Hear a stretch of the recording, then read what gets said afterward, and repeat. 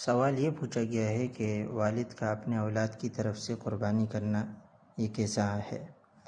تو اس کا جواب مختلف فقہاء کرام نے لکھا ہے، جیسے فتاوی ہندیہ میں ہے کہ ماں باپ کے لیے اولاد کی طرف سے قربانی کرنا واجب نہیں ہے۔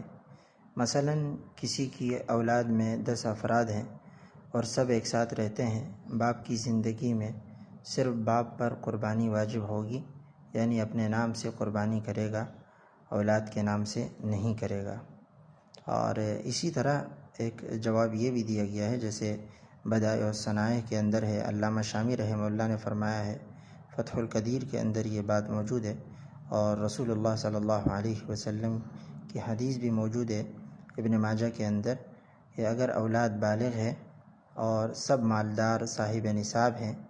تو اس صورت میں ہر ایک پر ضروری ہوگا کہ ایک ایک حصہ قربانی کرے۔ اگر باپ اولاد کی طرف سے اولاد کی اجازت سے ان کی قربانی کرے گا